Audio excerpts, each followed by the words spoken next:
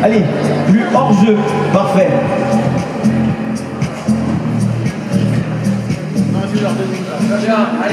Merci.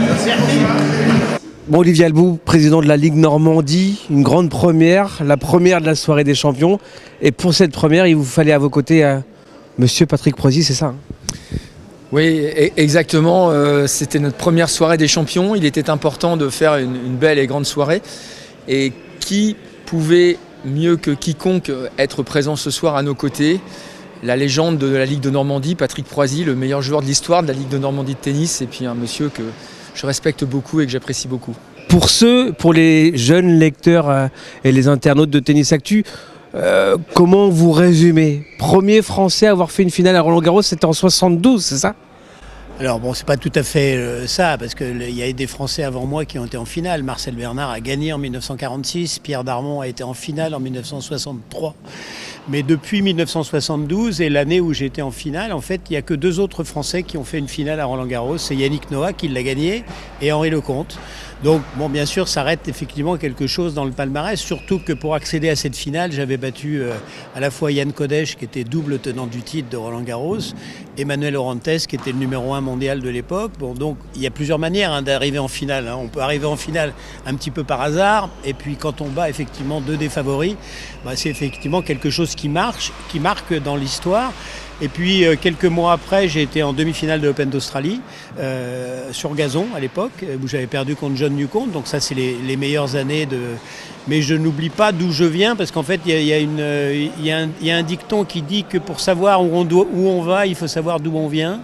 Et moi, je sais que je viens de Normandie, que c'est ici que j'ai appris à jouer au tennis, c'est ici que j'ai appris à être passionné par le tennis, et je le dois bien sûr à mes parents, mon père et ma mère qui jouaient, mais également à tout l'environnement.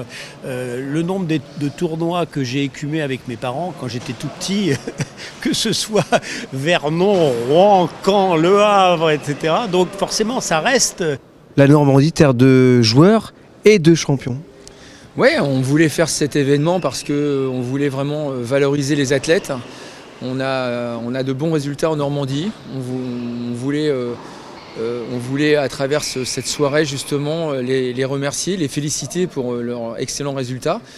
Évidemment avec les deux joueurs de l'année que sont Daniel Jade, qui a fait un parcours absolument exceptionnel, qui est un gamin exceptionnel. Et puis Alice Robb, qui a fait les 4 grands chelems, qui a fait plus 400 ou 500 places à la WTA.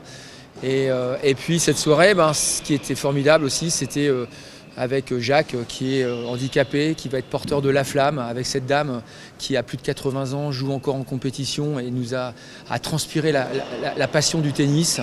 Et puis des athlètes, des plus petits aux plus grands. Donc non, on était heureux. On était heureux, il y avait du bonheur. Patrick, je suis obligé de vous poser forcément la question. On est à quelques semaines de Roland-Garros.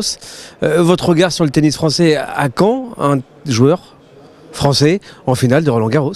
Alors, je disais ça, on parlait avec Olivier, on parlait du phénomène de la transmission. Et le phénomène de la transmission, il doit se mettre en place avec des locomotives.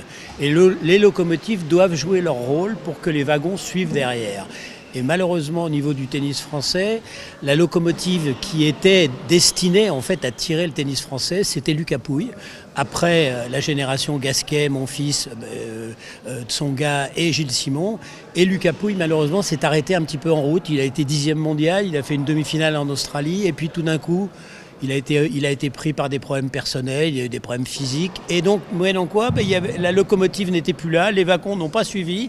Et il a fallu attendre la nouvelle génération. Alors, il y a eu Hugo Humbert qui est mature un petit peu plus tard que les autres, qui a 25 ans aujourd'hui, mais qui est arrivé probablement à son meilleur niveau aujourd'hui, il est 14e mondial. Et puis surtout, on a 3 jeunes, Arthur Fils, Luca Van Hache et Arthur Cazot, qui sont, à mon avis, extrêmement prometteurs. Donc ça veut dire que vous êtes confiant? Ils ont 20 ans, mais ils ont 20 ans, hein, ils sont dans les 100 premiers mondiaux aujourd'hui, ce qui est déjà très bien, mais il faudra attendre un petit peu avant d'avoir malheureusement un Français peut-être sur la dernière marche du podium de Roland-Garros, parce que en fait on l'a vu, hein, depuis Yannick Noah, il y a eu Henri Lecomte, il y a eu Cédric Pioline, il y a eu ensuite Sébastien Grosjean, Arnaud Clément, ils ont tous assuré leur rôle de locomotive. Et puis tout d'un coup, ça s'est arrêté.